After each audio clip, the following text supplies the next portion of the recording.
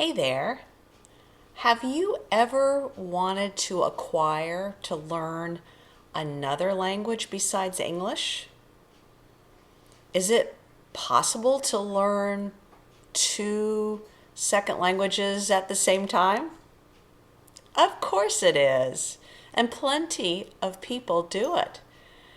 Today I'm going to offer you a few tips from my experience and some advice that another polyglot gave me.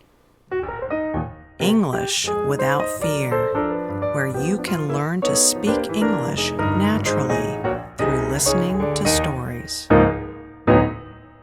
As you know, maybe, Spanish is not my first foreign language.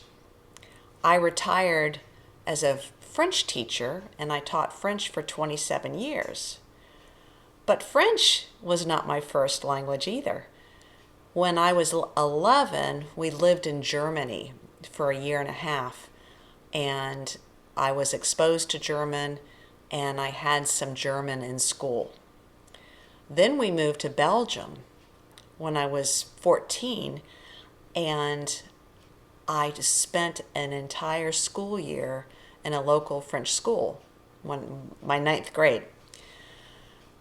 After that, I continued with French and German courses back in the States, went to university, decided to start Russian. And then, fast forward a few years, a few decades, and I began Spanish 5.5 years ago. But then, in September this year, we went to Italy, and I had prepared a bit for our trip. So my problem is I'm in love with multiple languages. Here's what I do. I don't do anything with Russian right now. That was a long time ago, but I've never met a language I didn't like, so I would not be surprised that if one day I pick back up with Russian. Okay, my French is my best language. So what do I do to maintain my French? I listen to several podcasts a week in French, and at night I read in French 15 to 20 minutes, and that's it. It's enough to keep French in my head. And once in a while, here in Alabama, I actually get to use it. Not very often, though. Spanish is what I use all through the week because I have various Spanish-speaking friends. There are lots of Hispanics here in Huntsville where I volunteer. My clients are all Spanish speakers. I read my Bible in Spanish and listen to lots of podcasts. So what I have done is prioritize Spanish right now. I still work on the other languages, but Spanish is my number one priority. And I think that is how I have found a way to continue to learn multiple languages. I have prioritized. I have decided I will spend more time with Spanish in a week than any other language. I have a tutor that I pay for an hour of conversation in Spanish once a week as well.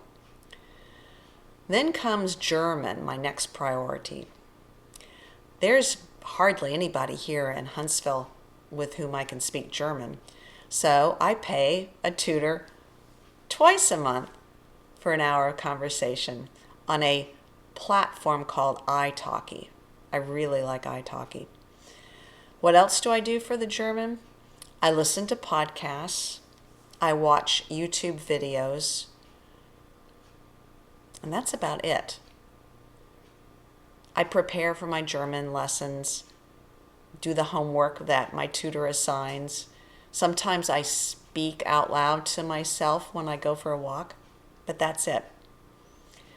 Then comes Italian. Now, the reason why I want to keep up with all these languages at the same time is because I have friends who speak these languages. On our Italy trip, I made a friend. So now we communicate by WhatsApp. Me and my little bit of Italian, and she with her intermediate English. So I listen to some podcasts, I watch some Italian videos for learners, and I look up what to say to Melissa. And how is it working?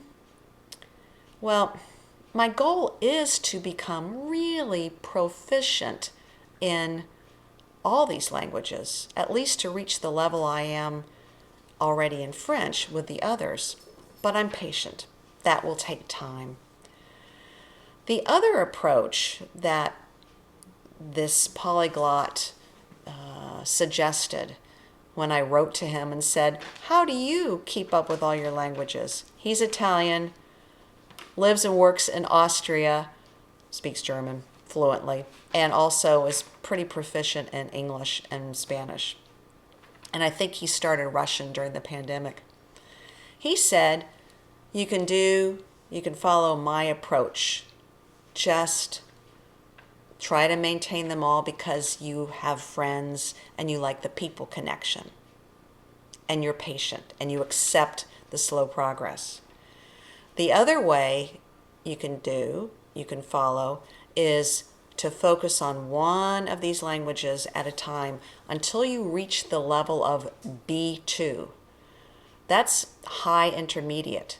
At that level, Simone says, the rate at which you forget the language is very slow. It's very gradual.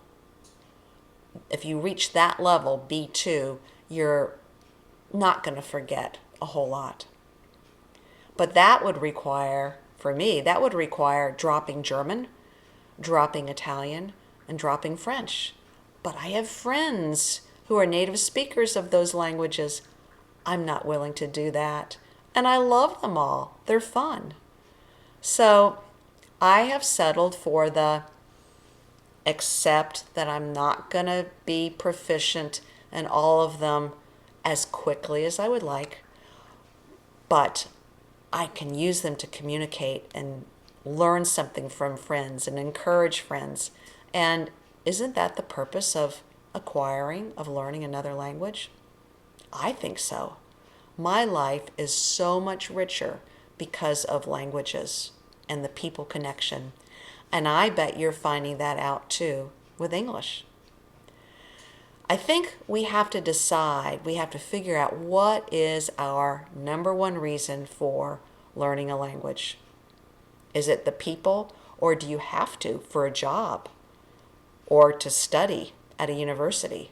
If that's the case, you might have to prioritize and drop the others until you reach the level that you need and desire for your other goal. So tell me, what works for you? What other languages besides English are you interested in?